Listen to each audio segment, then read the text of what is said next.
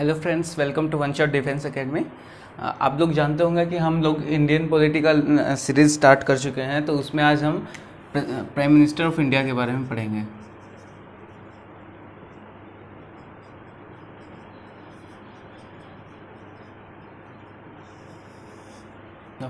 Under article 75A, prime minister of India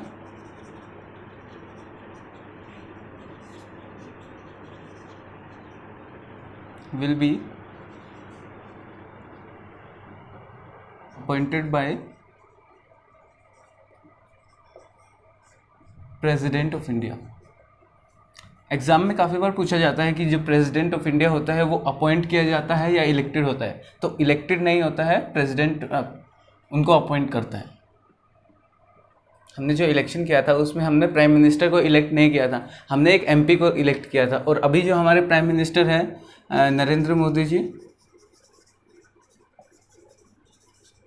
हमने उनको as a MP elect किया है वाराणसी सीट से।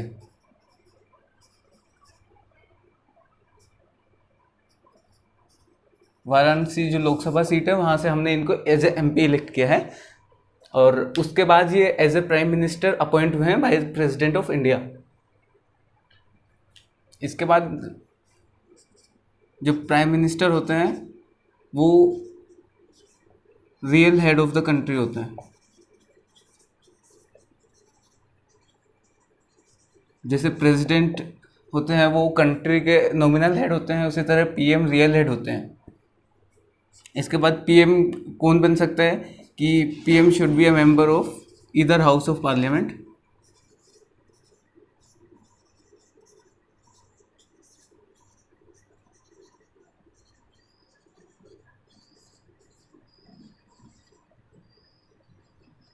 फिर चाहे वो लोकसभा हो या राज्यसभा हो।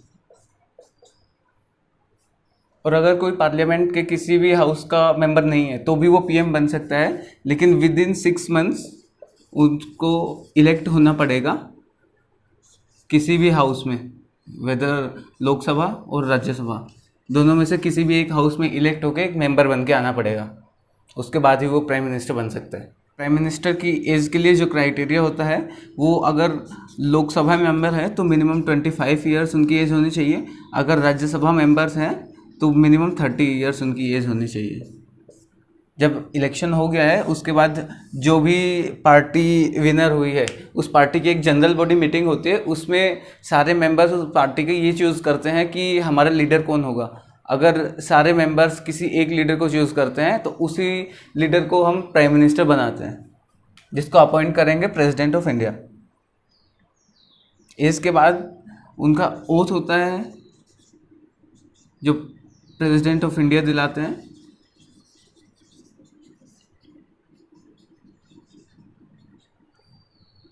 सैलरी, प्राइम मिनिस्टर के लिए कोई अलग से सैलरी नहीं होती है। जो एमपी के लिए जो सैलरी होगी दैट इज़ 50,000 पर मंथ, वो मिलेगा, plus 2,000 rupees per day allowance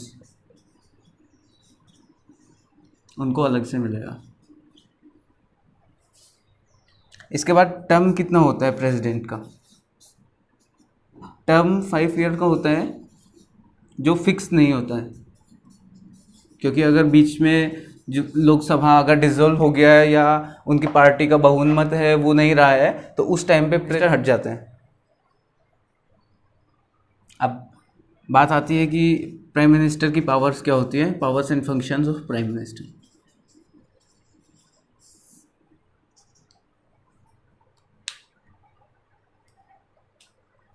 सबसे पहले जो प्राइम मिनिस्टर है वो एक्स ऑफिशियो चेयरमैन होते हैं।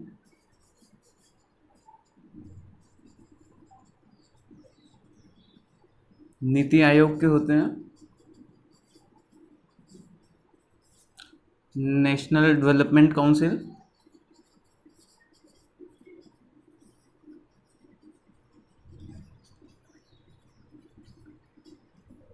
नेशनल इंटीग्रेशन काउंसिल,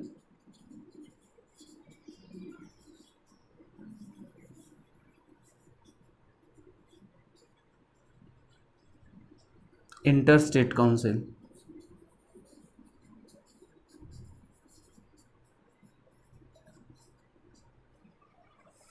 हमारे जो प्राइम मिनिस्टर होते हैं वो सेंट्रल काउंसिल ऑफ मिनिस्टर्स की लिस्ट को प्रिपेयर करते हैं।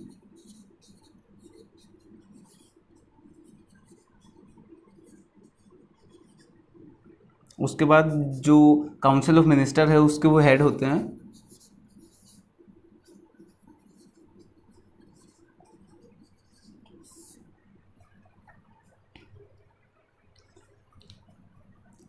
प्रेसिडेंट है वो डिसाइड करते हैं कि कौन से मिनिस्टर को कौन सा डिपार्टमेंट देना है।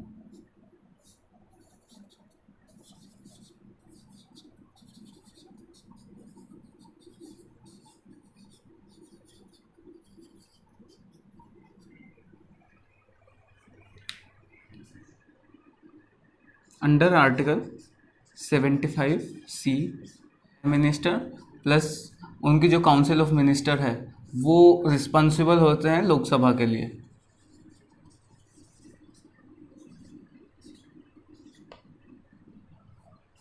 अंडर आर्टिकल 78 हमारे प्राइम मिनिस्टर का ये काम भी होता है कि उनकी गवर्नमेंट ने जो भी डिसीजंस लिए हैं उनको प्रेसिडेंट तक पहुंचाना। अब आते हैं central council of ministers.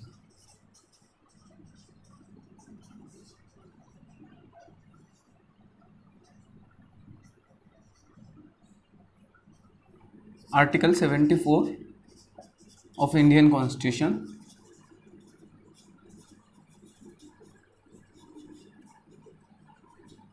says that there will be a Central Council of Ministers.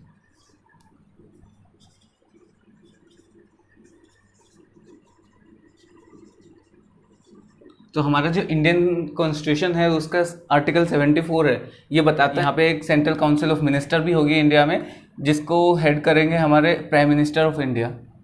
ठीक, और जो सेंट्रल काउंसिल ऑफ मिनिस्टर्स है प्लस प्राइम मिनिस्टर है,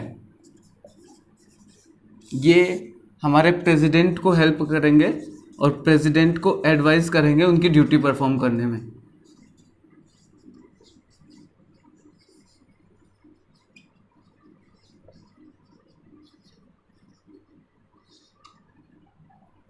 There are two types of ministers.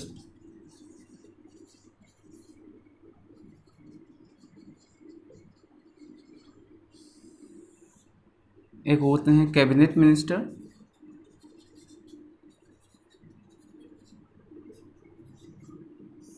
दूसरे होते हैं मिनिस्टर ऑफ स्टेट्स।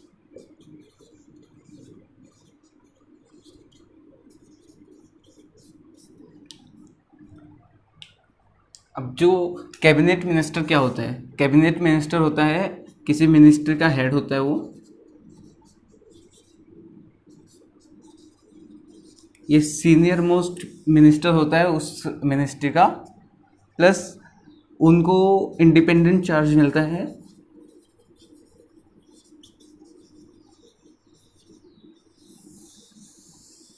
और इनको किसी भी कैबिनेट मीटिंग में जाने की इनकी मर्जी होती है, अगर ये जाना चाहे तो जा सकते। दूसरा हमारे पास जो मिनिस्ट्री ऑफ स्टेट्स होते हैं ये इंडिपेंडेंट चार्ज में हो भी सकते हैं या नहीं भी हो सकते हैं।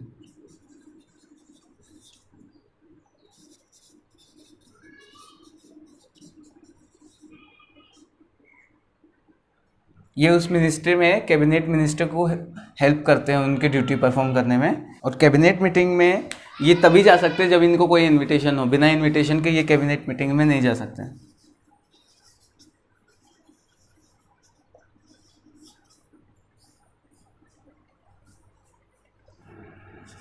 नाइन्टी फर्स्ट अमेंडमेंट एक्ट 2003 के according maximum 50% of Lok Sabha members हमारे सेंट्रल काउंसिल ऑफ मिनिस्टर के मेंबर्स हो सकते हैं। यानी हमारे जो लोकसभा है उसमें मैक्सिमम जो अभी सीट है वो 545 है, उसका 15% करेंगे तो 81 आता है। तो हमारे पास सेंट्रल काउंसिल ऑफ मिनिस्टर्स में मैक्सिमम 81 मेंबर्स हो सकते हैं। अब हम पढ़ेंगे chief minister of state.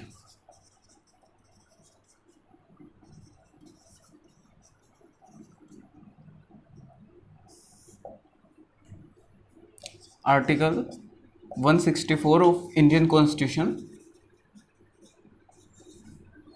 says that there will be a chief minister of state appointed by the governor of the state.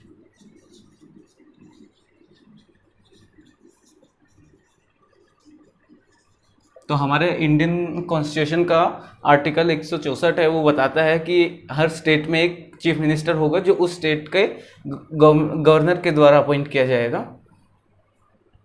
हमारे जो चीफ मिनिस्टर होते हैं वो हेड ऑफ द स्टेट होते हैं, उसी के साथ वो head of the state council of minister भी होते हैं। स्टेट काउंसिल ऑफ मिनिस्टर होते हैं, उसके हेड भी होते हैं हमारे चीफ मिनिस्टर। इनको ओथ कौन दिलाते हैं? तो गवर्नर इनको ओथ दिलाएंगे। हमारे जो चीफ मिनिस्टर होते हैं उनको या तो विधानसभा का मेंबर होना चाहिए या फिर विधान परिषद का मेंबर होना चाहिए। अगर उस स्टेट में विधान परिषद है तो उसके लिए मिनिमम एज क्राइटेरिया, अगर वो विधानसभा से मेंबर है तो मिनिमम 25 ईयर्स एज उनकी होनी चाहिए, अगर 30 ईयर्स उनकी एज होनी चाहिए। सैलरी की बात आती है तो चीफ मिनिस्टर के लिए कोई भी सैलरी डिसाइड नहीं होती है, वो हर स्टेट की अलग अलग होती है। किसी स्टेट में ज़्यादा होती है, किसी स्टेट में कम होती है, हर स्टेट की अपनी खुद की डिसाइड होती है। अगर चीफ मिनिस्टर को रिज़ाइन देना है तो वो गवर्नर को रिज़ाइन देंगे। और अंडर आर्टिकल 167 चीफ मिनिस्टर होते हैं, वो गवर्नर को इन्फॉर्म करते हैं अबाउट द स्टेट।